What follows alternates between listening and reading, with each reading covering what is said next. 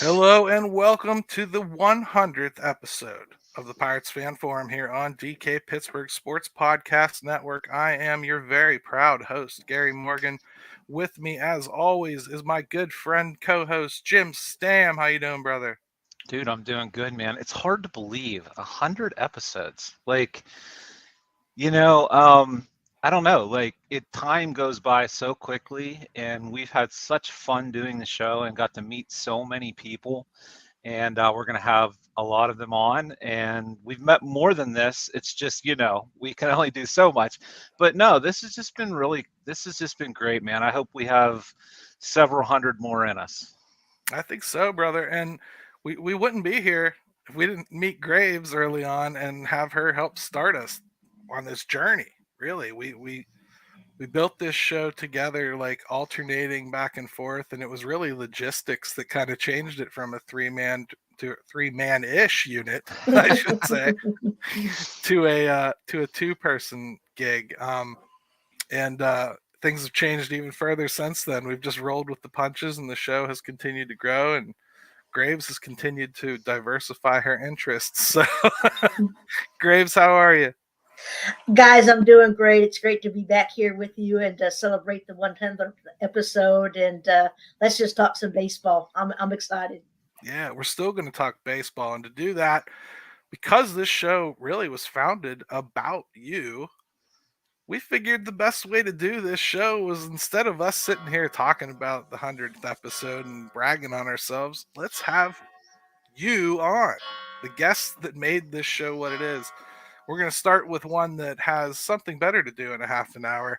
Josh from the Bridge to Bucktober podcast is joining us here, and he's been on the podcast a couple times with us, and we always love how he digs into the stats because, quite frankly, Jim and I are too lazy to do that stuff. We'd rather just talk old school, old guy eye stuff. Josh is good, man. No, I'm serious, dude. You bring that in-depth analysis part of it to it, and I just really appreciate that because it makes me more knowledgeable. And I think Gary and Graves would agree that those are, if you're not paying attention to that stuff today, then you are going to be left in the dust. I agree, except for when he makes us look bad, which is like every time he's on the episode.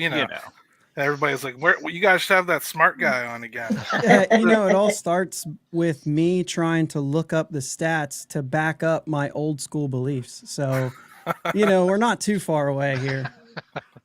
So how you been, Josh? You want to talk about the show a little bit, or do you got a topic for us to discuss? I could do a little bit of both. We started Bridge to Bucktober back in February of 21. I think you guys were, September was the first one I could find. But we've met a lot of really cool people. You 2 and 3 are really among the top of all those people that we've met. It's been really cool to get to know you guys and run into you at Pirate Games. Gary and Jim, both of you have been on our show, filling in for Jake or with Jake, one or the other. But it's a good time, and met a lot of good people. And so before we got in here, and we were all kind of chatting, and I had a different hat on, but everybody was talking about this logo, and I was like, I got to switch hats. This is the logo for today. Great logo. It is. So yeah, I got a little topic for you, and I went ahead and did a little digging into some stats for you. Nice. I don't want to say I told you so because it's not long enough yet. But, and you know what? You have another guest on here today who also could say the same thing because he wrote an article about it, Michael. But Key Brian Hayes, that expected batting average stuff, it's turning out to be a little good right now.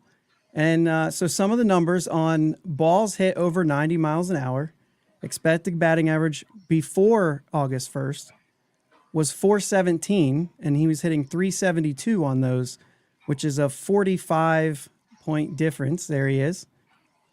Might as well bring Michael in so he can defend himself. Might as well, because he's going to want to talk about it too. He knows a thing or two about it. And since he came off, back up my. Go ahead. Go for it. I'm driving anyway. Since he came off the IL, the expected batting average of 424, and he's hitting 469, a plus 45 difference. which is just the complete opposite. Now, those are over 90 mile per hour hits. So it's completely like it evens itself out. And I think that's the point of the expected batting average and why I think some of us have made the case for this sort of thing to happen. Overall, expected batting average of 270, he was hitting 252. And since he came back, it's an expected of 309. He's hitting 314. That's overall, not just the 90 plus. Yeah. But now that's a smaller sample, the second, right? Sure. But I just thought on balls over 90 and above, it was the exact difference. It was minus 45 prior and plus 45 since. And so I just thought that was pretty interesting and does prove a point that a few of us have made, right? Killer stuff, man, for real. That's Yeah. what makes Josh right there. It's awesome. And I think I would add to that only one little thing. He is getting the bat head out in front of the ball a little bit better too. And I do think that makes a difference because the pull side for him has not been an open door. So getting that opened up really makes him an all fields hitter. He's a lot harder to defend. So I think you kind of make your own luck to a degree in baseball with some of that stuff. And I think we're starting to see some of those dividends. Yeah, I think when you talk about if you're letting that ball get too deep on you when you're swinging, one, you're only taking advantage of half the field. Two, the ball's not going to play the same as if when you're pulling it. So it's just what we want to do with Key Bryan is we need to find the happy medium here. We keep talking about this over here and this over here, and we just need him to be above average offensively combined with the defense. You've got yourself a hell of a ball player. We just have to get to that point, and maybe that's something that these numbers are saying that he can get to. Well, and I want to point out too, his dad was just in town, so I wonder how much impact he had on the whole on what we're seeing from Q Bryan. Because if we see this Q Bryan Hayes, we're in for something special. It's certainly been something to see. But Josh, hey, great seeing you, man. Have fun at softball and everything. And if you aren't listening to it, listen to Bridge to Bucktober podcast. It's good stuff. Josh, I think, is an important part of this community. I hope everybody is embracing him the way he should be. Appreciate that. Appreciate it, buddy. See you guys. All right. Bye-bye. So, Michael, you're the only one that didn't get to talk. You wrote about this before. Do you feel the same way Josh does, that like you're starting to see those dividends pay, or do you think it's something else, like a swing change mechanically? Well, I've been a key lever for a long time. His exit velocity numbers have always been really strong. He has done he's kind of become our new Josh Bell, because Bell would always change his swing and be like constantly tweaking it. So he added the toe tap earlier this season, wasn't getting the results, 2 injured list stints, came back, and ever since the Braves series, he's hitting like, I think, over 500 since the start of the Braves series, which he didn't even play the first game. So he's just been crushing the ball. They were talking, I think it was Caps on the broadcast the other day, how he's timing it up so much better. So you'll see him pulling the off-speed stuff, and he'll be hitting like to dead center the fastball. I think like 2 of the home runs he hit this past week were on the fastball, and it was just like a bomb out of there. He's just getting his timing down, and it was like 2 times that we've seen him in the past few days whiff, where he's just like completely missing. Other than that, like he's looking like a very complete player. And like Jim was saying, we don't need him to be like Nolan Arenado offensive production, because he's got the Arenado glove. We just need him to be at or above average. And in the past week, and I don't have, I'm driving, I'm in my car. So I don't have the stats in front of me, but his OPS plus on the season has gone over 100. It's at like 102, 103. So he's back on the productive end of performance offensively with the Gold Glove caliber defense. Hey, we have to take a quick break. Let's come back. Let's pick up with Michael. Let him have his little introduction too, and then we'll bring in the next guest as well. At DK Pittsburgh Sports, we take pride in coverage that connects our city's fans to their favorite teams. Now, that connection's stronger than ever. Introducing our all-new state-of-the-art app. Find expert inside reporting and original podcasts. Check live box scores. Track the latest stats. Chat it up with our community of thousands of fans, all in one place. The new app from DK Pittsburgh Sports. Coverage that connects. And before we get to Michael, I should just go ahead and point out, if you are watching this show and somehow haven't heard, I'd be surprised, but DK Pittsburgh Sports is completely free now. You don't even need a subscription. You can read everything that's up there. They have not taken any of the coverage away, but now it's free. So you can share it around with people if you were subscribed already and not have to worry that they can't read it, and vice versa. It's good stuff. Check it out. The app was always free, but now the app won't be just looking at some cool headlines and wishing you could read stuff. Now you'll actually be able to read the stuff. And it is really good content. It's good content. Yeah. I mean, that's what we're all looking for. That's why we all do what we do, because good content is needed. Right. So, Michael, you have been on the show a couple times real quick back to back, actually, because I enjoyed having you so much the first time. Why don't you just talk about the show a little bit? Talk about your own show, Double Play 412 Double Play Podcast, and bring up a topic. Man, I love coming on the show. You guys cover a lot of different topics, and you're not sugarcoating it. And that's sometimes with things that we do on our podcast, or Josh does on Bridge to Bucktober, which I really enjoy as well. It's just part of this great community of Pirates podcasters. And some of us are outside of the area. Ethan, who does Lockdown Pirates, is down in Georgia, and we write with him. I'm on the east side of the state. So it's a really cool way that we're all able to connect through these podcasts and be able to talk about something that we all enjoy and appreciate. It's awesome, man. And you got, your show, I think it's one of the better recap shows out there, because you tend to always find little nuggets that I wasn't really picking up from the box score. So it's just cool to listen to. What's your topic, man? What do you want to talk about Buccos wise today? Dude, Henry Davis, I feel like, is he starting to press too much? Because he's been batting like 160 over the past couple weeks. He's had a couple stretches where he's looked good at the plate, but that hasn't been in a while. Is there something that we should be concerned about with him? Graves, Graves, go. Yeah, I don't think we need to be worried. I think he's got a lot on his plate. I mean, he's learning a new position in right field. He's still learning how to catch, on the sidelines, and yet we're still expecting him to hit. So I don't think we should be worried, but I also think that there needs to be some adjustments. Either, let's get him out of right field. Let's get him behind the home plate. Let's see what he can do back there. Just kind of lessen what we're expecting out of him.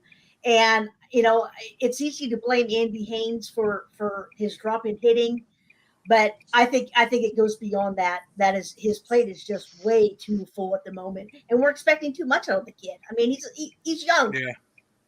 Jim, this is unfair for me. I just wrote about this yesterday, so I'll go last. Okay.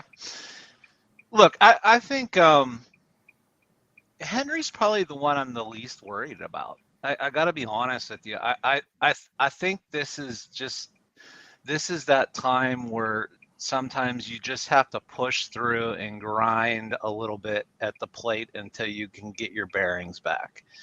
And I think that, you see that with veterans, let alone guys that are, he's in his third different stop this year. He's played a lot of baseball. He's getting pitched a little differently now. I think he's probably pressing a little bit at the plate, especially when guys are on base. He feels that need to, he wants to produce, and he knows he can.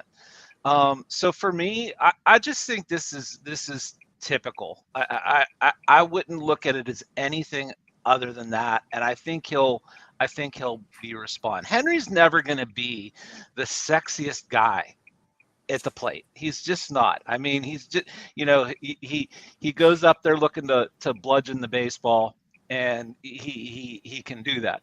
But My wife disagrees. But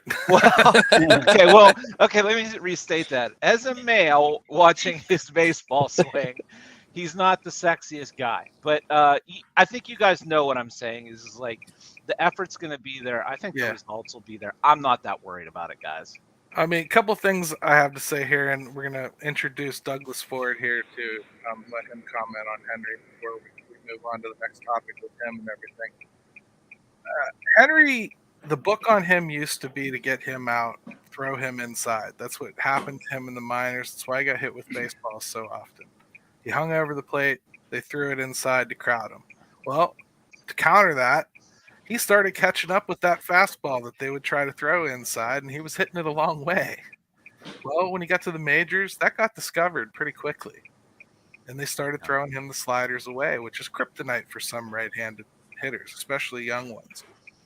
Factor in that, and every day before games, he's practicing catching and right field and taking batting practice and practicing how to do the scouting reports with the catching group.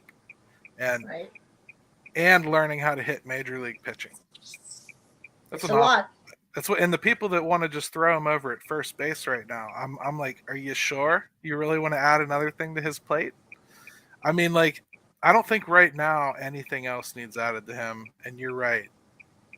I'm not worried overall, but for this year, I do think that it's fair to start wondering if it's productive for him.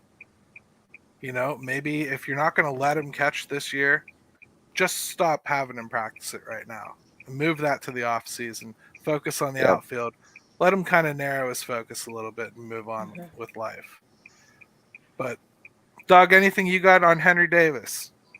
Yeah, I think it's pretty well documented on Henry that he's really tough on himself. That he works too hard. He puts a lot of pressure on himself. And I think when you add in the fact that now he's making sort of a glaring error, some sort of mistake almost every game in right field, that it's sort of been announced to the fan base that he's not a catcher. He's internalizing this, and then I think he's probably bringing it to the plate with him. And let me quickly say, congratulations on 100 episodes. I am grateful that I found this community. I am down here in the central Alabama area. And I don't get to talk Pirate baseball with anybody unless I want to make them run off really quick, which comes in handy. Yeah, but you've become a whole spin-off star now. You're over there for North Shore 9. I mean, having a lot of fun doing the post games with North Shore 9. I'm actually on like a 5 or 6 game win streak with that. So who knows? Maybe I got some good juju going. But I love your show. I listen every week. You are exactly what you say you are. You're fair Pirates coverage.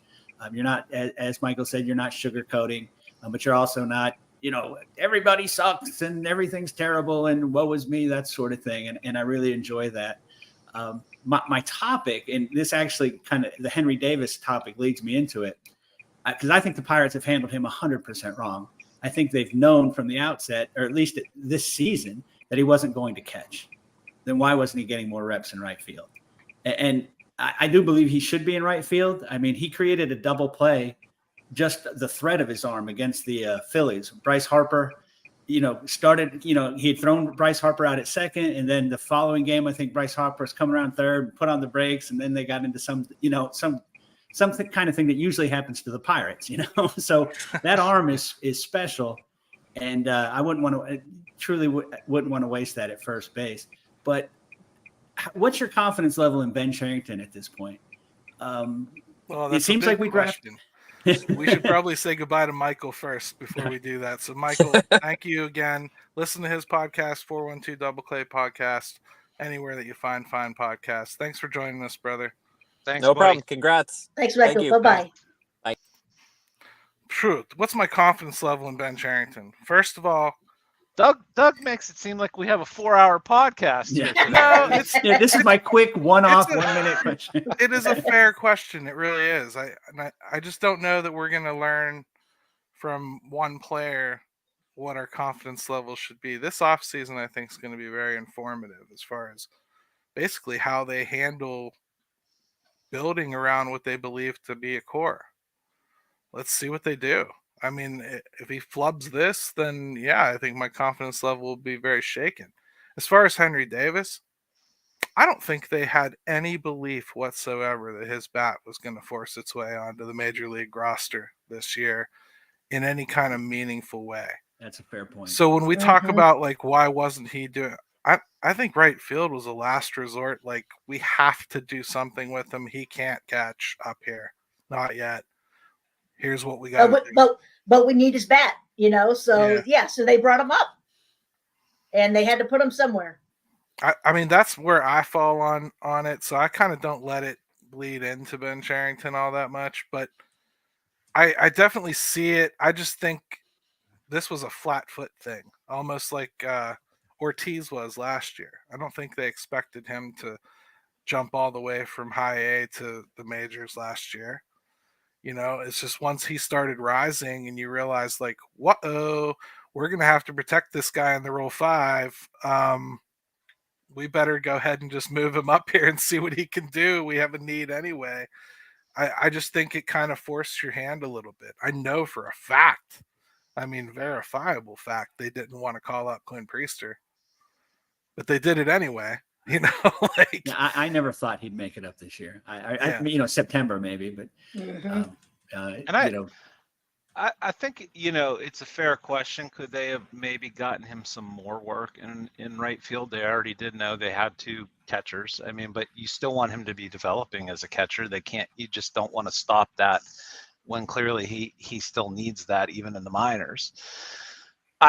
My guess is that they had hoped that it would be a little bit smoother of a transition for him in right. But man, that ball seems to find you, doesn't it? Like it just seems to find you.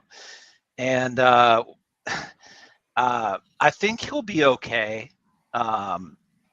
Will he ever be anything great in the outfield if that's where he ends up? I don't know.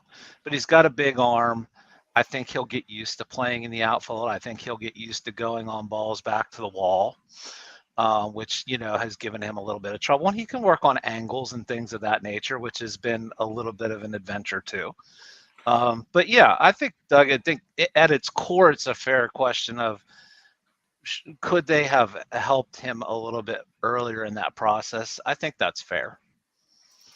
I agree with all of that. Let's introduce our next guest. It's somebody that you guys talk to a lot. Pirates Queen Banshee has joined us. How are you? How are you? Oh, I came prepared. Hold on. This is a busy person. Happy Centennial! There you go. So what do you think about Dougie Fresh's question here? He asked, do you have confidence in Ben Cherington based on the handling and onboarding of Henry Davis? Do I have a choice?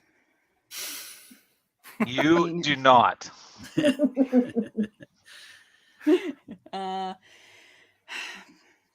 When it comes to Henry Davis, I'm not sure. I'm going to be honest with you. I don't have an answer for that. I'm not sure. That's the fairest answer you could possibly have for it. How could you know really right now? You can't. In all sincerity. But Doug, the point stands that you brought up, brother. It's definitely not ideal the way that it's been that he's been onboarded, and how it shakes out remains to be seen.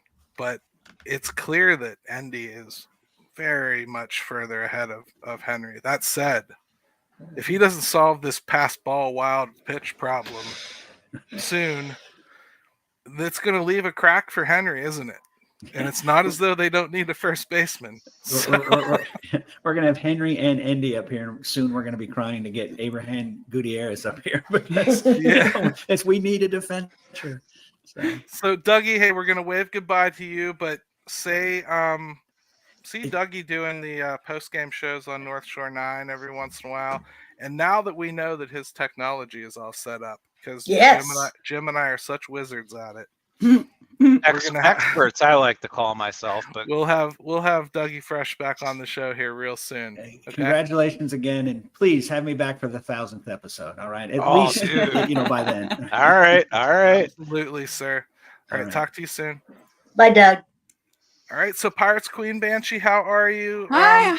You have Oh. called this show chicken soup for the Pirates fans' soul in the past. God send. So I know you like it. What I pirate do. topic do you want to talk about? I want to you were so you were watching Skenes, right? You got Mhm. to see him Oh, pitch. yeah. So my question was, when it comes to developing them, what do you think the Pirates are going to be keeping? Where are they going to be tweaking? What are they going to be adding? And what are they going to be throwing away? I just read about this today a little bit, actually. And there's a couple pro scouts that are already on the record saying, just stand back and don't do anything. Just let him move up through and don't tweak. I find that difficult to believe because it always has to happen. But he has all the earmarks of a kid who really could just fly through. I think in this market, they should probably be tried and quartered if they were to bring him up before his extra year of eligibility was accrued next year. But anytime after that, I'm game. I think the kid's probably good enough to give a shot right away. What do you think, Jim? Yeah, I hadn't seen any. I saw him pitch, obviously. I did not see anybody talking about the feedback from it or whatever, like you mentioned. But that was my first thought whenever you talked about a guy like this is, sometimes I think you don't want to mess around too much with a guy that just looks like he can pitch now in the majors and probably be pretty decent at it right away. I think you do maybe little small tweaks. Gary, you mentioned something about watching him pitch and him kind of moving on the rubbers depending on what kind of guy, a lefty or a righty. But man, I don't think you take a guy like Paul Skenes and try to get under the hood and fix a lot. I think you let him cook, as the kids say. It was as I've weird to heard. say the least. The back and forth on the rubber thing, but apparently that's just something I didn't notice that he was doing in college. Oh, so. he was. Yeah. I never really looked at that before, but I could see somebody maybe finding some way to turn that into tipping. We'll see what that does at the major league level. But regardless of that, Graves, I think the one big thing that the Paul Skenes naysayers were talking about before the draft was that his fastball didn't move enough. And 15 inches of break is quite a bit for a 102 mile an hour pitch. Yeah. So Yeah. I think I was pretty happy with the movement I saw, at least. I was impressed as well. I mean, and he threw anywhere between like 88, 85 and 100 and was throwing all of his pitches. I thought he looked great. I was really piqued my interest when he was moving so far around on that rubber. I had never seen that much before by anybody. But I think, even today he has shown his maturity in saying, because the Pirates offered him the chance, hey, do you want to hit and pitch? And he's like, no, I just want to concentrate on pitching. So I think he's already showing his maturity and, not trying to be Superman out there. But I thought he looked great. I mean, he, threw an inning. So, very small sample size, but I was impressed. When a guy's so talented, they have to be nitpicky. Yeah. Find something, anything. Right. And that's what I think. And that's what I think you're seeing now a little bit too, is like people are going to nitpick and overanalyze everything. And I don't know if it's these types of guys don't come around all that often in drafts. And like, I don't know if the younger fan base really truly knows that. Like, when you're talking about the Strasburgs of the world and the Mark Pryors of the world and those types of arms, he's not a normal prospect. And so like I wonder if people are realizing is like, just go watch him. You got to watch the stuff. You got to see what it looks like. If you are just like on Twitter and looking at things, no, you got to watch the guy. And when you watch him, man, it's different. It is different. So let's welcome in Sean Connolly from down in Texas, the great state of Texas. Hey, Sean. Hello. We got people from everywhere. Yeah. That's the beauty of what we're doing here, man. Like the community is countrywide, and It doesn't speaks to even how have well you guys are It doing. doesn't even respect that. We've got people over in England that reach out to us, man. That's good. So it's cool. In Mexico and Venezuela, we've had somebody on from. I mean, we've had so much reach, and it's really cool. And I think we owe that to DK. Honestly, the platform has really set us up for that, and it's been awesome. So Pirates Queen, I just want to thank you again for making time for us, because you have been super busy making Halloween stuff and doing your normal work. Speaking of, am I allowed to talk to you about a fundraiser we're doing? Sure, why not? Okay. So earlier I was at the Bill Mazeroski Miracle Field. It needs resurfaced. And so we are helping to promote a fundraiser. And how we're doing that is we're selling DC for All Custom Tees is doing hoodies and shirts. So this is one of them. So, all right. Yeah. So DC for All Custom Tees is donating $5 for each and every t-shirt and or hoodie sold with the spooky season bucko image on it. Also, Scrivener and I are donating $1 for the first 100 items sold.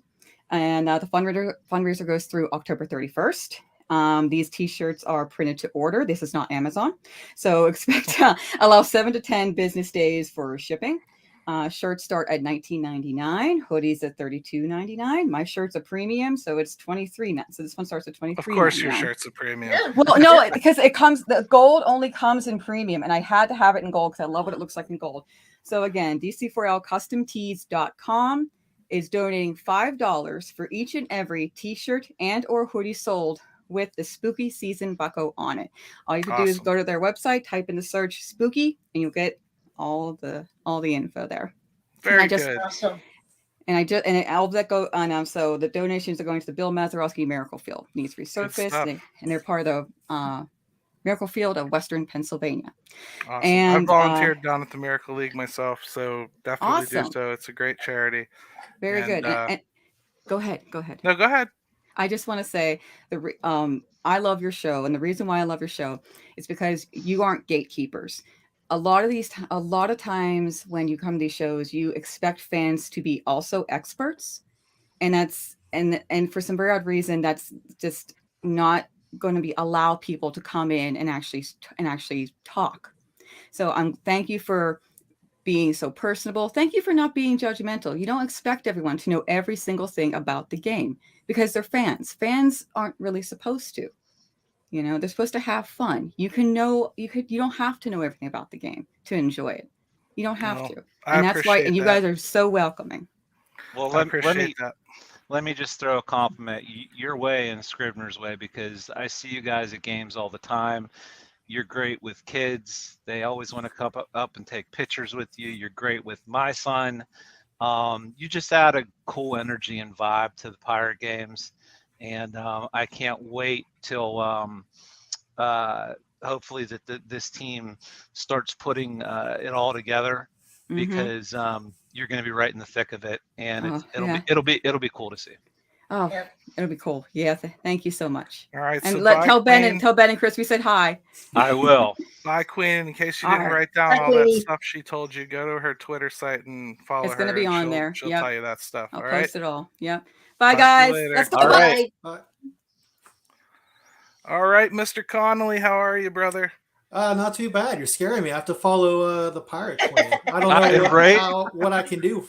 You got a murderer's row today, brother. It doesn't matter.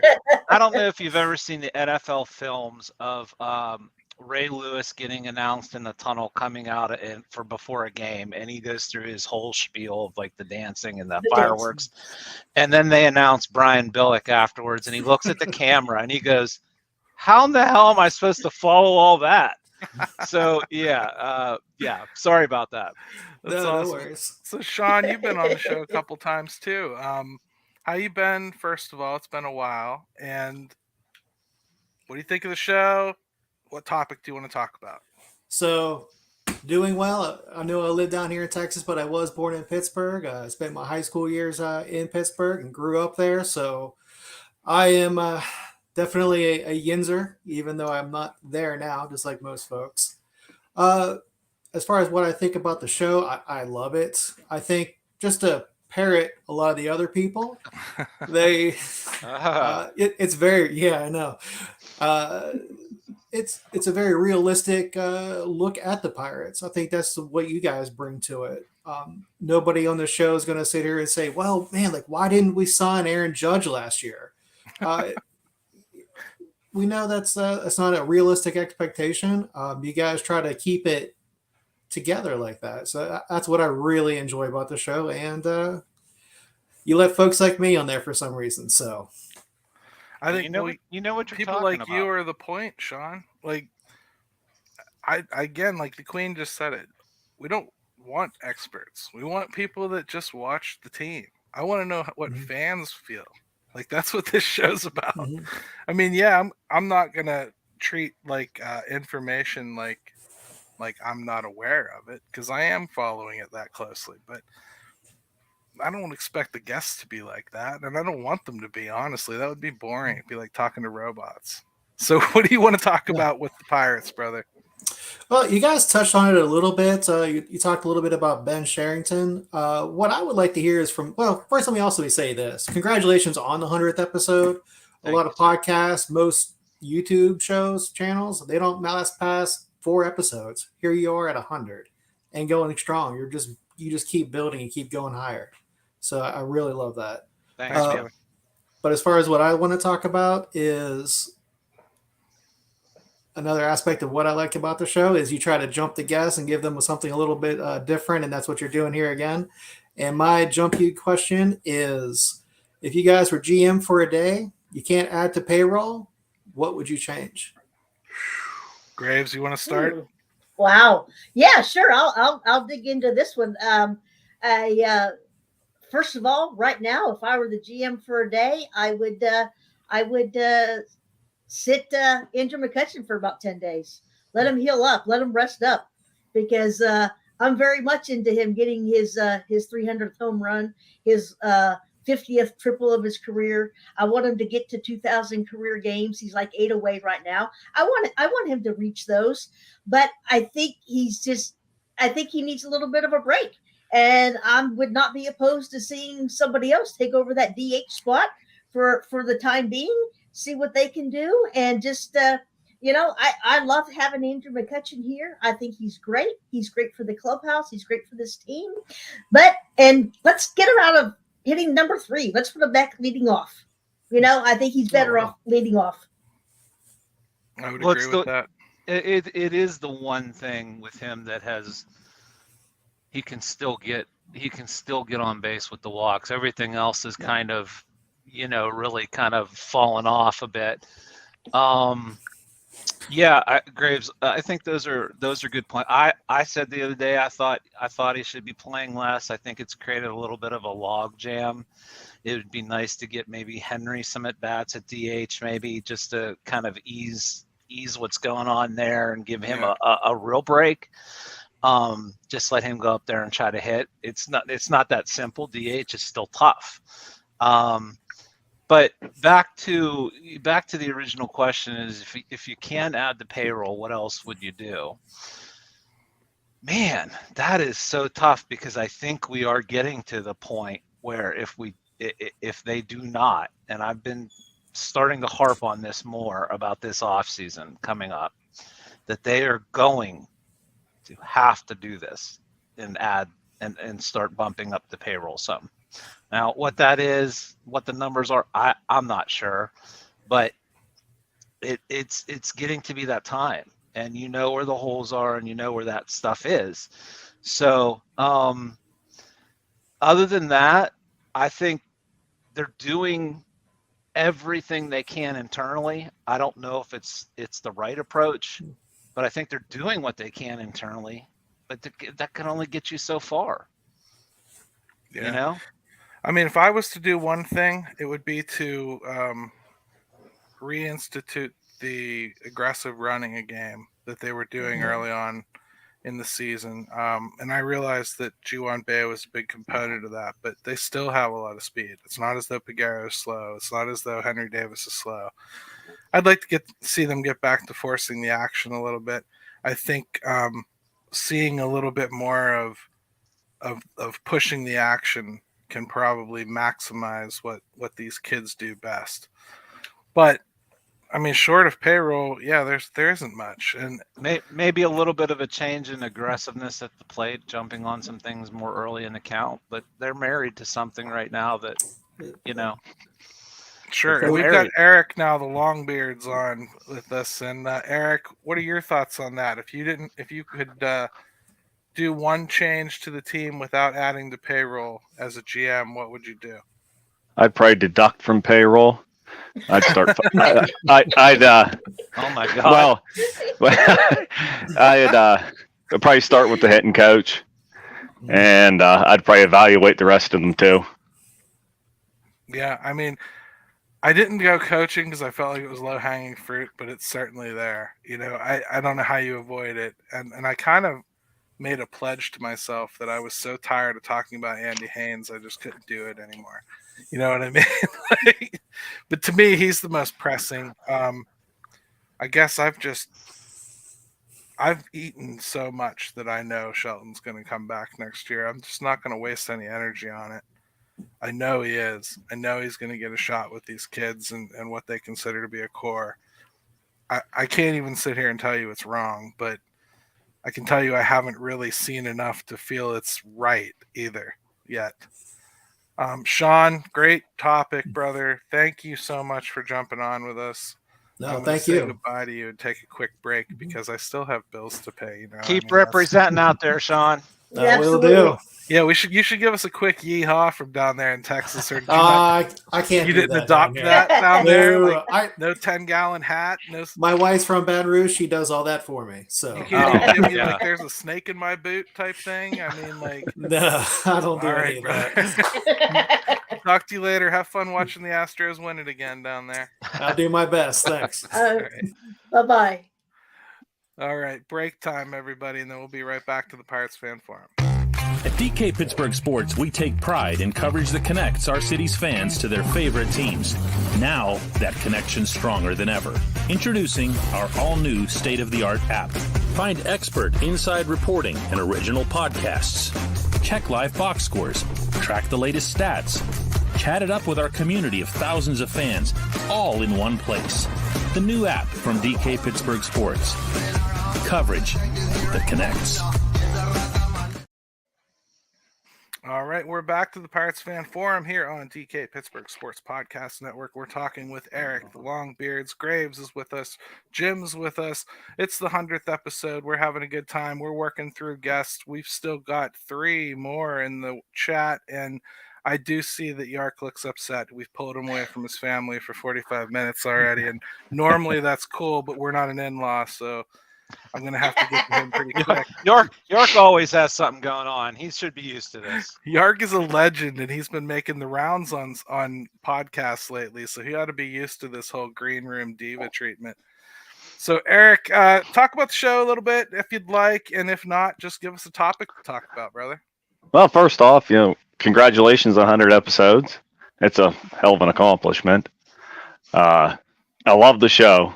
It's nice hearing knowledgeable, thought out, not just off the cuff stuff. Really enjoy it, guys. You guys are doing great. They don't know how some of our episodes came together, Jim. I mean, I've called Jim like 5 minutes before the show, and he's like, "What are we talking about?" I'm like, "I don't know. Just jump on." Yeah. Hey, when all else fails, Gary and I just talk, and so sometimes that gets us by. But we did one once where I was driving home from North Carolina. This was like, it must have been like 4 o'clock or something, and I go, "Jim, we got to record an episode like tonight." because like my equipment failed on vacation, and I'm like, Jim, we got to record tonight. And Jim jumps on, he drops everything, jumps on. We did like this quick 45-minute down and dirty episode, and it was like our highest rated one ever. Well, you know. So what do you want to talk guess about we should there, do Eric? that more often. Well, I want to bring up something you guys just discussed here a few minutes ago. It was something you had asked a question last time I was on, and it was about Andrew McCutchen. And I may have changed my tune on him. You may have seen some stats thrown around. I saw some stuff on Twitter the other day. Since July 1st, it's been rough. And I know there's injury issues. He's probably They playing more there than he needs to. To be fair, they claim there isn't. So yeah, he didn't seem to get from third to home too well yesterday, in my eyes. All that being true, everything observable being true, they claim and he claims nothing is wrong. Okay. Well, then if that's true, since June 1st or July 1st, his strikeout rate has almost doubled. His batting average is like nothing. What I have it wrote down here somewhere. He's batting 158. He's slugging 189. 0 home runs. That's Austin Hedges numbers. Shouldn't we be right? We should, and we booed him. But I guess my question with it is there a spot on the roster for him next year? Because like you had said before, that DH spot looks like some other people could maybe fill it. I think I just texted Jim this the other day. You did. I was like, listen, man, everything in me is telling me Kutch should not be on this team next year because we need the DH spot for other guys' bats. And and they're not using him in the outfield, and things are going awry here. But I can't say it publicly. And now you've kind of just forced me to say it publicly. I think he's going to be back. I want him back. My problem is I don't trust Derek Shelton to use him properly. And that's not me just trying to be jaded about Derek Shelton. I'm just actively witnessing him not using him properly. He doesn't need to be playing almost every day. At this age, I think a little bit more rest, you get peak Kutch when you actually play him. He is drawing a lot of walks. He is hitting singles every now and then. And he's getting on base. Problem is, they're batting him third. The only thing he's doing is getting to first base. Lead him off. You got Cabrian Hayes going absolute full hammer and Hank right now. You want him batting down there. You don't use the sweet bat that you've got right now and move McCutchen up to lead off. And at that, don't feel compelled to use him every single day. Graves, tell me what you think, because I know you love music, right? This is hard for Pirate fans. I want to hear what you have to say about it. It's a difficult situation because on one hand you have Derek Shelton, and we've seen it the last 2 years. He will not use a rookie or a sophomore as a DH. He wants veterans in there, and we've seen it, this year with Kutch and Choi and Reynolds and Joe. I mean, those have basically been our DHs this year. So on that side of it, bringing Kutch back for next year, it makes sense. But that's also why I'm not opposed to, let's see Miguel Andujar. He has some experience DHing in the minor leagues. Let's get him up here. Let's see if he's an option. Let's see if his stats in AAA will translate up here. Would he be an option? If Andrew McCutchen wakes up in December and says, I think I'm just done. I can't produce the way I want to produce. What are we going to do? It's not going to be Henry Davis DHing. It's not going to be the kids DHing. And if we've already got to buy 2 starting pitchers and a first baseman, they're not going to buy a DH. So I'm just trying to think outside the box and and looking ahead towards next year on the possibilities. And we're bringing in Brandon Richards now. You guys remember him? He's been on the show before. He's a school teacher, good dude. I'm just muting his microphone every now and again here, just so I don't hear the feedback. So say hello, Brandon. Hi, everyone. How are you? I've been There you listening go, for a long time, so happy to be back with you guys. So what are your thoughts here? Kutch back next year? Is that okay? I'm kind of with you, Gary. You know, the Pirate fan in me is like, we just finally got him back. But at the same time, it's what you guys were saying in the off season, and DK was saying the same thing. Don't expect the Kutch you remember. Don't expect that MVP Kutch. And I think that you're seeing Shelton has trust in him, so he's continued to run him out there. And at this point, he probably does need a break. And at the same time, you want him back next year, but I don't think you want him in that prominent of a role. So it'll be interesting to see what they do with it ultimately. It really is tough, man. Jim, I know you're as 412 as anybody, brother, but the Yinzer in you has to say no way. Like, Kutch is coming back. He wants to play here. They want him to play here. I know for a fact he's playing here if he wants to play at all. Right. We all know it's the worst kept secret in Allegheny County. We're getting toilets downtown. I mean, that's the two things we know, right? Kutch is coming back. We're getting toilets downtown. Both of them are going to take care of the same problem, the new place to crap, right? So, like, all I'm saying is, eloquent as always, Gary. all I'm saying is, we know Kutch is coming back. Yeah. I think my big issue is trusting Derek Shelton to use him properly. Where are you at on this? I mean, like, if he's on the bench, I'm happy with that. Yeah, I think it's going to have to be a really reduced role, and if he wants to come back, I will be okay with it if it is in fact in that role. But look again, all these numbers are great and to look at, but if you're watching games and you're watching how the ball's coming off his bat, and he's not really catching up to some fastballs now, and you're not seeing the jump off of it to left center to right center that he used to get, even when he gets those pitches to hit.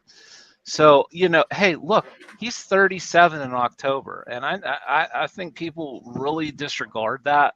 A lot of guys age differently, and let's face it, Kutch hasn't been the Kutch we all know and love in a long time anyway. Yeah. So I just think that this is where we're at. If he wants to come back, I'm okay with it. But I would definitely think that it's got to be in a much more reduced role. If you're rolling him out next year for 450 plate appearances, something's gone really wrong. I mean, Eric, on top of them being vocal about it, and really leaving nothing to mystery, if they had any inkling that Kutch was retiring, they'd be exploiting every ounce of it. Right? Oh yeah, no doubt. That was a really good point you made today, Gary. I was like, you're right. We would know. They would be. Yeah, you'd absolutely know. And I think on both parts of that equation, I think Kutch would want those flowers, and I think the team would obviously want the financial benefit of it. So, Greg Brown would love those flowers. Oh my God. He'd be weeping every time he had an RBI. It would be incredible. Matt Capps would want to eat those flowers. You could steaks with the amount of blood on his cheeks from crying every time he did it. It would be incredible. So, Eric, where do you come down on it before we say goodbye to you? I come with, if he's going to be there, it's got to be, like Jim said, a definite limited role. If he's taking 450 plate appearances, you got a problem. But a bench guy, I guess. Yeah. I'll throw one caveat in before we say goodbye to you. Okay. My only caveat on it would be if it is an unannounced injury. Like, let's say he's got a loose body in his elbow and they just don't want to talk about it, right? And they could fix that, and that means he can play the field every now and again, like I think we all can see he should be capable of. Then that changes him a little bit. Now you don't have to take his bat out of the lineup so that you can get somebody else in there all the time because he has some options. That changes it a little bit for me and makes it a little bit more easy to swallow. But if he's literally just a DH, I'm sorry. It's a stretch. And if it was anybody other than Kutch, I'd tell you no. That's all there is to it. Yeah, it's Agree. tough to talk about. Yep, with him, it is, isn't man. it? But that's what this is about. We got to challenge things that are comfortable for people and make ourselves uncomfortable. How else do you learn? Let's go ahead and say goodbye to Eric. Thanks for jumping on, brother. For real. Hey, Hi, Eric. later, guys. See ya. Good seeing you, buddy. All right, Brandon, say hello. And what topic do you want to talk about, my friend? Hello, everyone. It's great to see Graves back. I started listening to you guys in the summer of 2021. So I want to say I was right around episode 1. Oh, wow. So it's great My to see goodness, That's everybody. you're getting awesome. old, Jim. I know. Jeez. What I want to talk about is something that I saw you reposted or whatever they want to call it on Twitter now, Gary, and it's something I noticed, and that was MLB Pipeline's top 10 farm system ranking came out, and you've got the Pirates clogged with almost the rest of the NL Central at 2 through 5. Yep. How are the Yep. Pirates going to separate themselves moving forward? Because it looks like everybody's bringing up that young talent, except for the Cardinals. But let's be honest, they'll figure out a way to restock quick as well. Yeah, one would think, except the Cardinals are actually in, I think, a little bit of trouble this offseason. They have no pitching staff beyond Miles Michaelis, and they have to buy it all, unless they believe in Liberator, which I'm not sure they do. I don't think they have anything else. They're probably going to have to look at getting 3 free agents. Mets might even be one of the guys they have to run out there next year. I think they've got some issues. It's the last year with Goldschmidt. You know, I could see Arenado wanting to opt out after next year if it looks like they're going to enter a rebuild. So we'll see. I think the pitching aspect of what the Cardinals have going on is kind of scary. But the other teams, yeah, the Reds are up there. A lot of their guys haven't graduated, so that's a little bit scary. But I don't know, man. I feel like the Pirates are in a good spot, but the NL Central is set up to be super competitive this entire decade. Graves, what do you think? It's tough because I was looking at at that as well and seeing everybody lined up there and I still think the Pirates are in a good position. Getting No Cruz back is going to be huge. Figuring out where he's going to be at. It regardless, it's going to be an exciting time, and you just hope that the coaching can get some of these fundamentals under control. You hope we can get back to stealing bases. You hope that they're pushing the right buttons and getting everybody to achieve to how we're that we need to achieve, and these mental mistakes have got to stop. It's going to be a challenge every year, but there's things that can be cleaned up and need to be, and we'll just kind of go from there. Jim, 2 years ago, I would have said the same thing about the AL Central, and I was wrong. So there's no guarantee with prospects. The pipeline is the pipeline. But I think, when you look at the teams and kind of where they are right now and there's certain amounts of youth movement, you get the impression that just augmenting them with a few wins here and there developmentally, and those teams will all kind of hang in there. Yeah, it's good. Look, I mean, rankings are rankings, and that doesn't guarantee anything. But when you start seeing like 4 out of the top 5, well, yeah, you might have a problem. Yeah, coming real soon. And the other thing that I think people, might not be thinking about when you talk about these other teams is in the division is that you do have some teams that have in the past and will in the future add payroll when it is necessary. They might not spend it right, but we already know the Cardinals. Look, I'm already penciling in Blake Snell as a Cardinal, so I just that looks right to me because those are the kinds of guys they go out and get. The Reds will add payroll. They will. They've done it in the past. the Cubs will do it at some point. So, like, again, those are the big factors here too. Is, you know, the Brewers have always been a little bit more, I think, fiscally responsible. But even they have creeped up every once in a while. So, like, that's the factor too. I mean, these other teams aren't just going to stand pat and not add. They absolutely will. Right. I totally agree with you on Blake Snell too. That's such a great freaking call, brother. Oh, dude, I'm just as much as that's the Cardinal way though. They go out, they ID risk-free guys, and they go let someone else. They take them off other teams, and then they give them the money. There's very little downside there.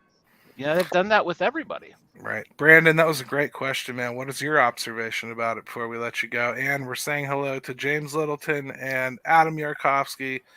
I had to have them on at the same time. I'm sure right now they understand exactly why I held them back. I'm looking at it and I'm with you guys. If you've got to be able to supplement from the outside, you have to be willing to take that step forward. With the payroll, all we've heard is we're saving the money, we're going to spend it. This is an off season. They're going to have to actually do it because I think it is going to be a very competitive division. And having lived in Reds country before, they don't mind spending. They'll get rid of it quick, but they will spend. And so will the Cardinals and the Cubs. So it's one of those, you're going to have to actually put up or shut up with it.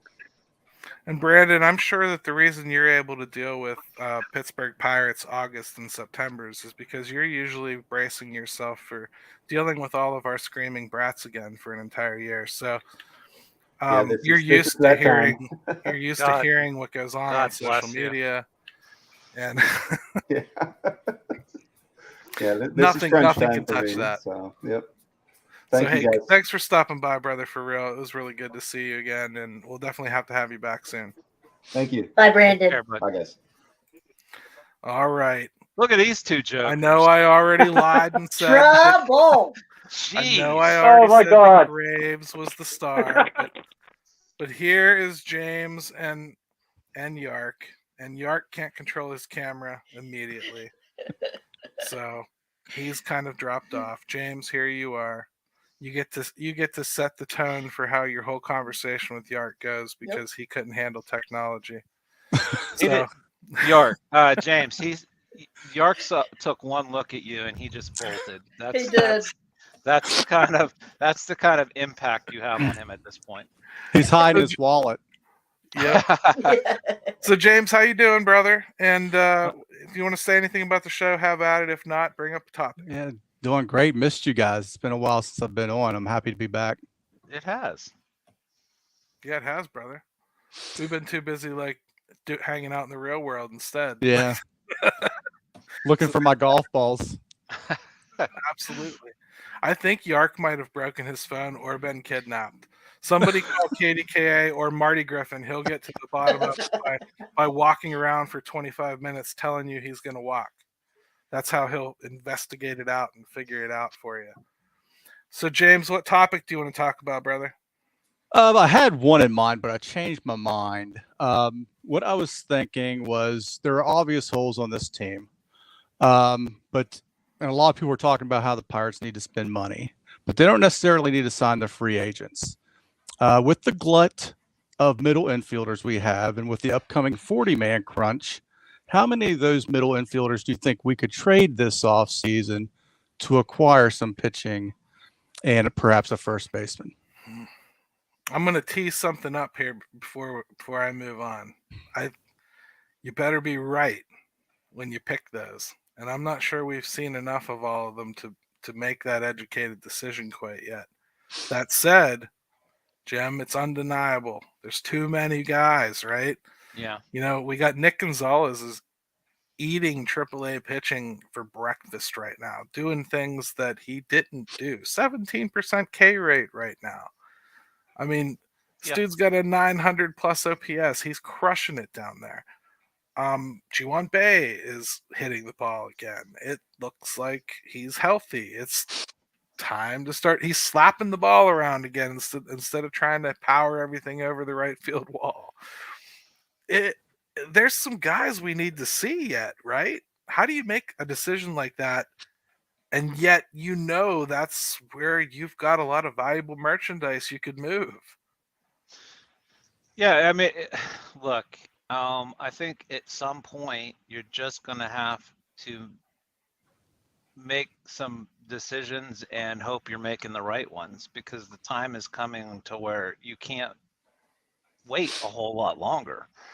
And if you haven't found those answers, well, that's on you. And so if you're gonna move guys, I will say this though, like, yes, has Piguero really impressed me? Absolutely.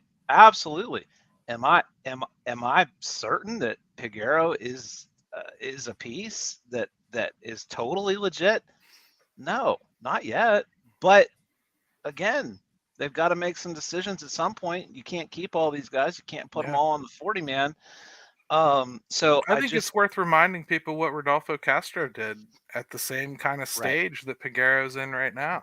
I do think of that all the time. Yeah.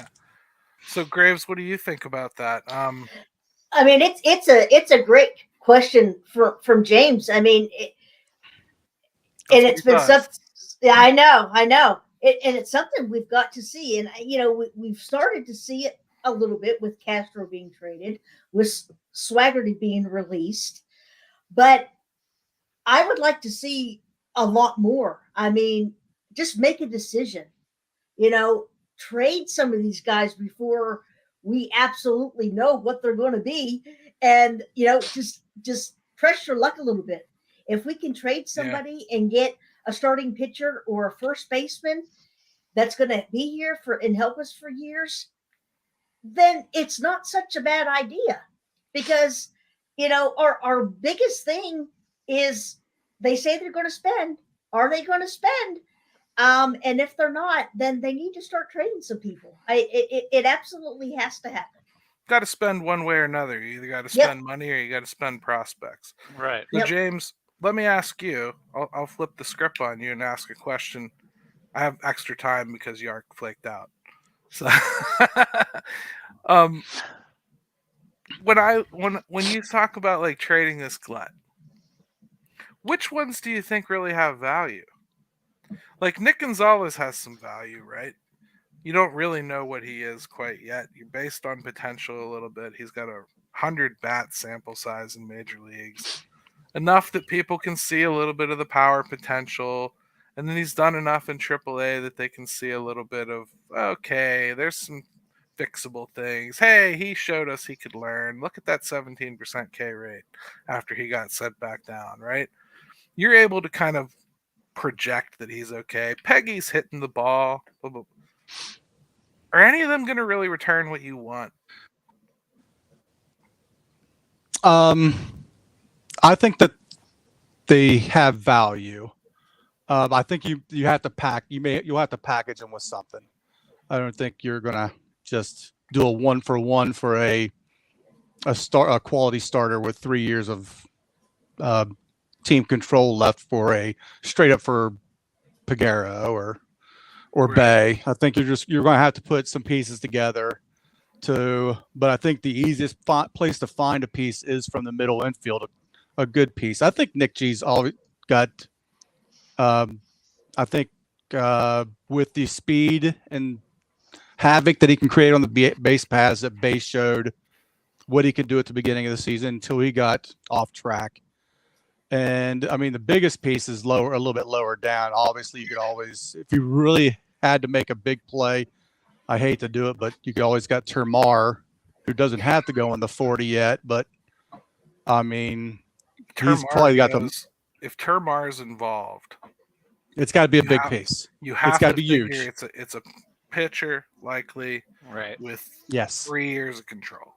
Yes, absolutely. You're not doing that for somebody that's going to be here for a year or two or something. No, it's got to be high quality. And to be fair, I mean, there's not many teams willing to give those up. Yeah, because the other thing people aren't talking about here, Jim, is we got other pieces like Dario Lopez is going to come off the IL next year, and that's a kid that really, really could have a future in the middle infield. Chang looks really, really good. Termar Johnson is somebody that we just brought up. There's a lot of that going on down there, and we got lower level pitchers, which I think we shouldn't forget are very valuable too, like Sean Sullivan, and people that maybe we don't think are going to be here next year, but we could mortgage some of the distant future in an effort to get something for now, a la the Pittsburgh Penguins. You're going to have to try to see it through, because it might not go exactly the way you want to, and I don't think it has obviously gone exactly the way the Pirates wanted it to. So you're going to have to try to make that up. I think the bigger question you were asking is are any of these guys going to solve anything about what you're going to get back, right? Yeah. And if you have to go with like the Tamar Johnson types, well, I don't know that I think they're too risk averse for that. I agree. So, but we can't hang on to you can't prospect hug forever. True. So yeah, I think it's the obvious place to look is that middle infield.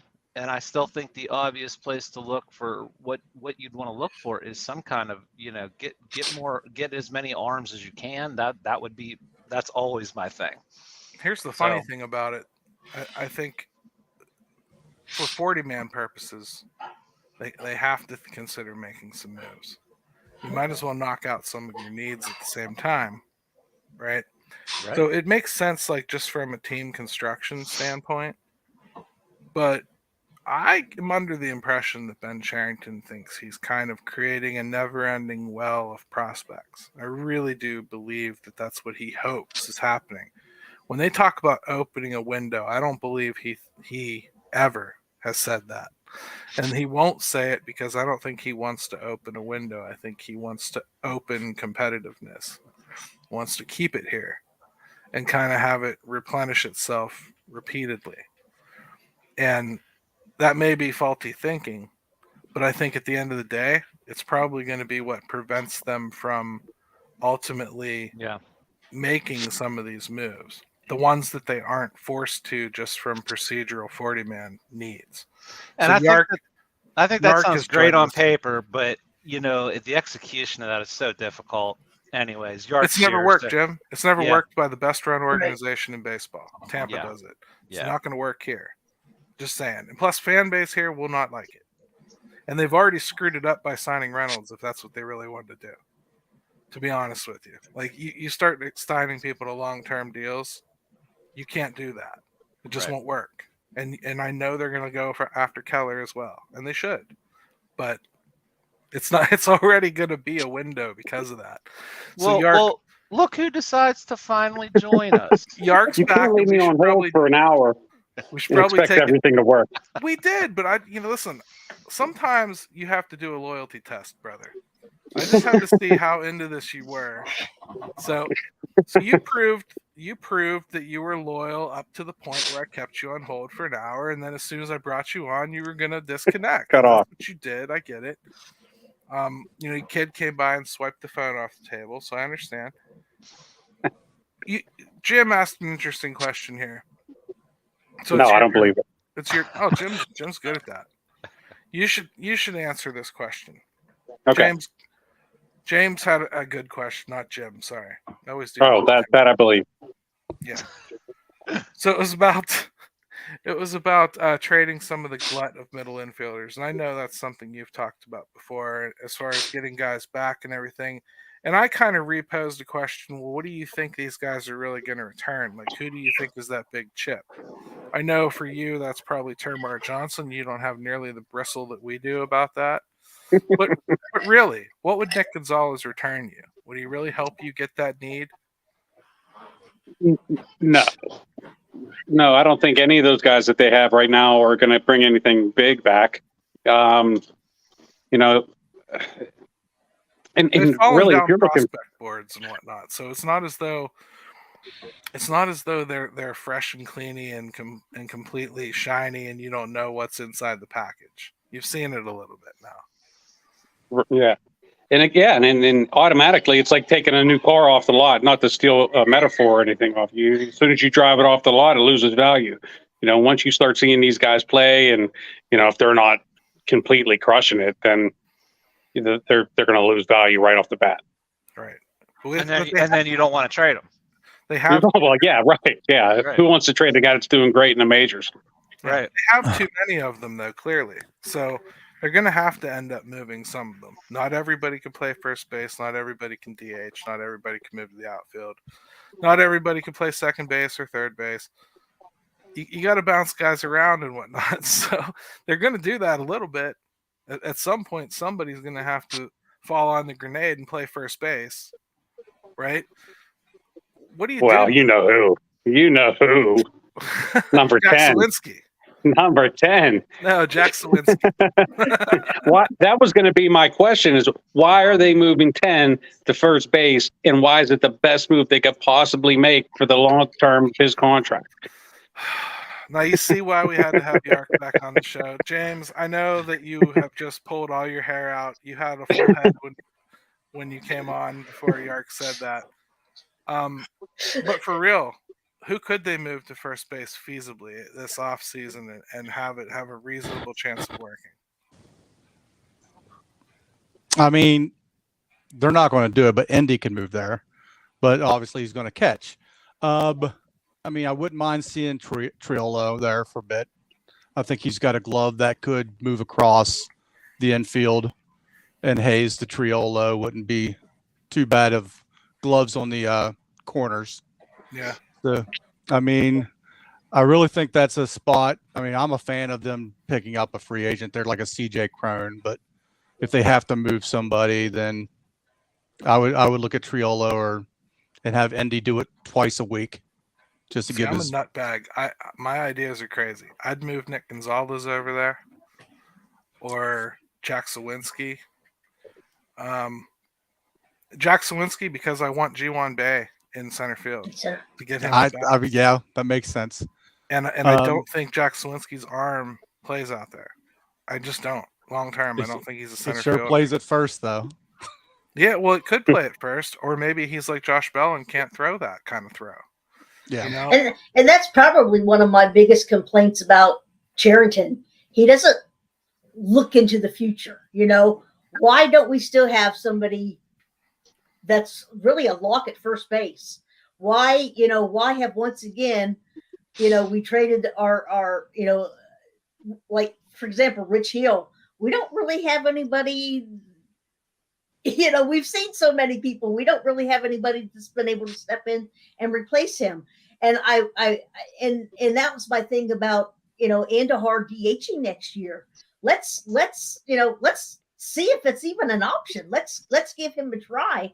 And that's probably that is my biggest complaint about Cherington so far. He's living in the moment right now and not thinking down the line.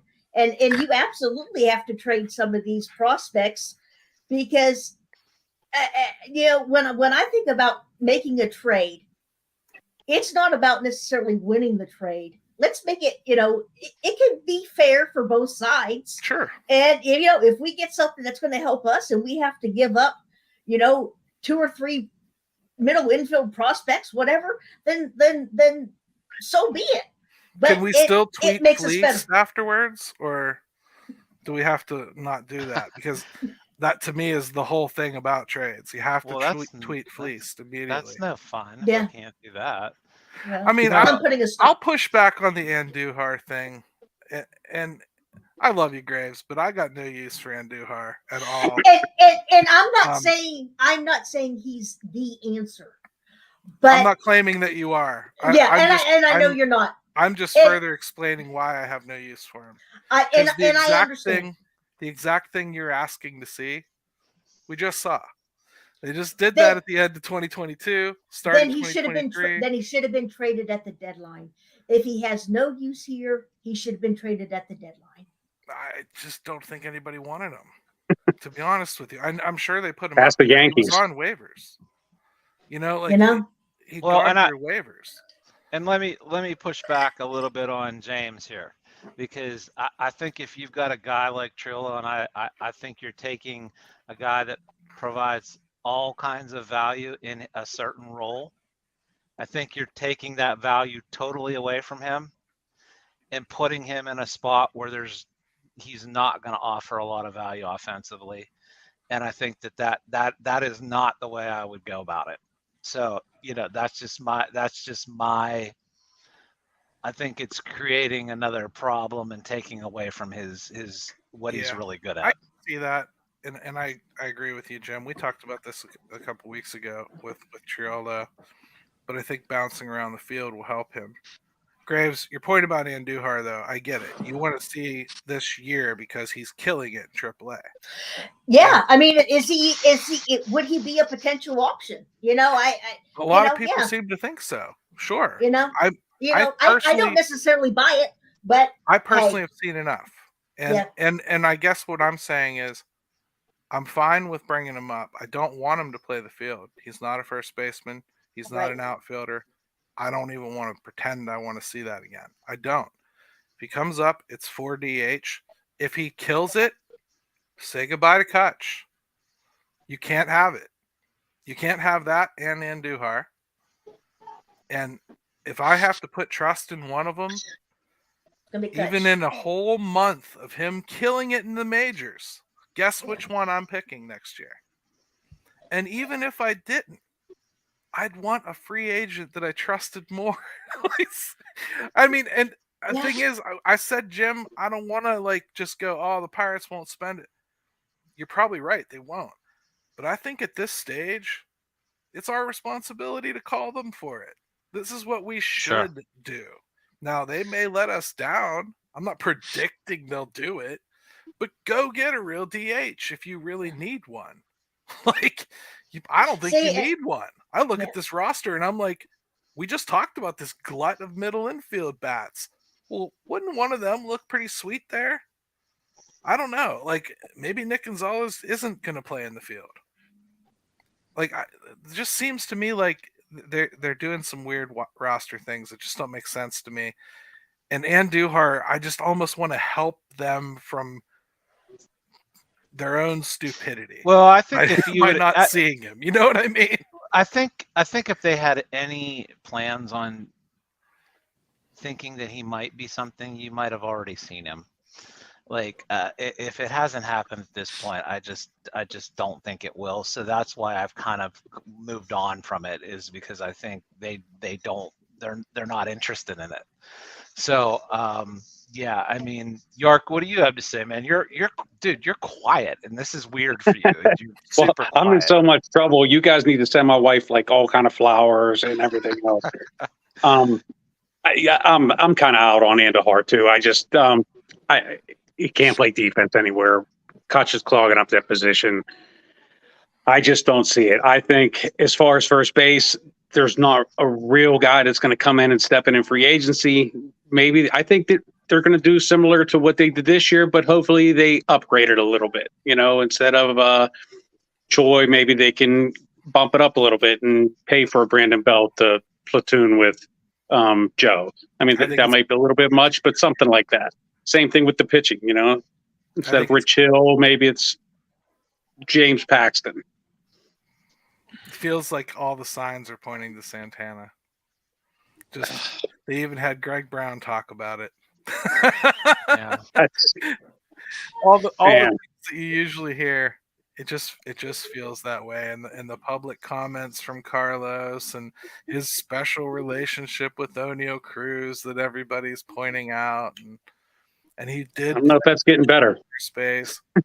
All I'm saying is I can see it, and it's okay if they do that. I'm okay with that, as long as starting pitching has been addressed. Honest to God, I'd be okay with Joe and Rivas as long as the starting pitching is addressed. I agree. It's really amazing. We've gone all this show. We've got all these guests on, and I think that's maybe the first time starting pitching has been brought up. And I'm kind of shocked about that, because that's Gary, we've already got another good topic for another show. I mean, we only wanted it to be an hour and 20-minute show instead of a 2-hour show. So Yeah. but hey, Yark, James, thank you so much. You guys are a big part of everything we do here, and I can't say enough how much I appreciate you both. Thanks And for having me. Both good Thank dudes. you. I really appreciate it. Yeah, good dudes inside. You don't have to lie. inside James is podcast all right. out. So hey, we'll say goodbye to you guys. Thank you very much, and All right. See you next week, Gary. See you, fellas. Bye-bye. All right, and Graves, that leaves you. You're the last one that really didn't get to say what the show means to you and everything. And since you helped us start it, why don't you go ahead? Well, I am just very proud of you both. You know, we started out just the three of us, and every time I think about it, I think of how proud my grandmother would have been to see me sit here and do this. You know, it makes me very proud, and she would have been proud that I was on here with you guys. You guys mean so much to me, and I'm proud to be here on your 100th episode. I love you guys, and it's great to be back, and you guys are just the best. Oh, you're awesome, Graves. Yeah. And Very sweet. Thank you. RNP to Grandma and Snapdragon at the same time. Because Yes, I was very proud of Michael for wearing his seatbelt. I meant to say that to him. Thank you, Michael, for wearing your seatbelt.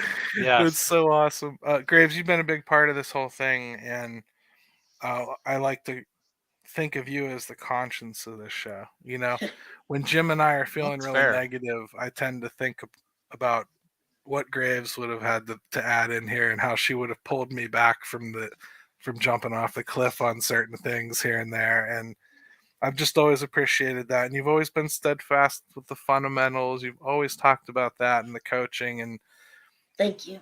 At your core, I think what always has set you apart is that I think at your core you believe in these people to do the right things.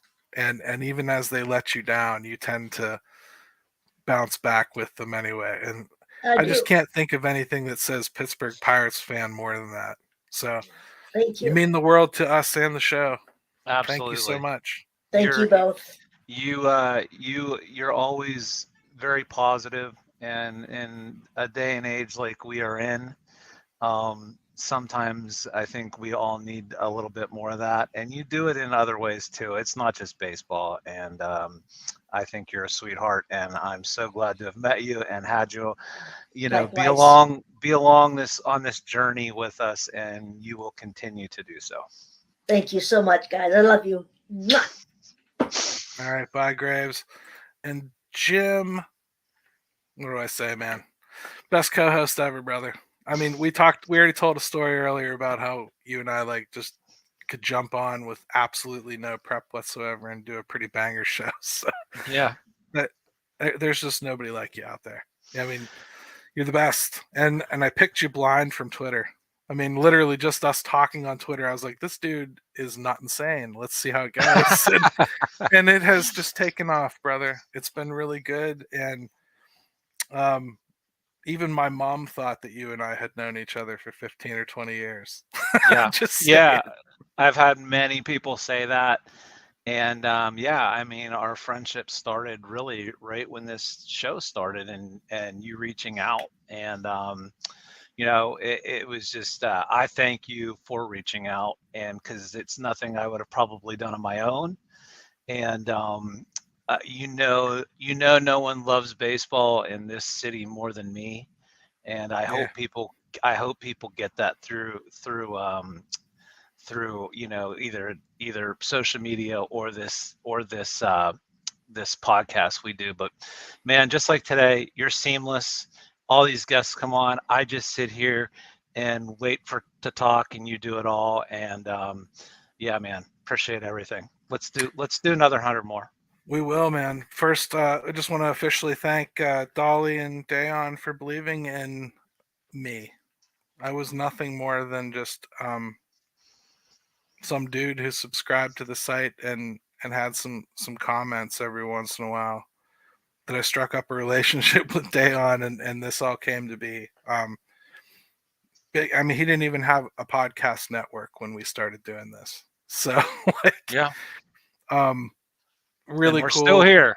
No, really cool that he not only let us kind of have a sandbox to turn this into whatever we wanted.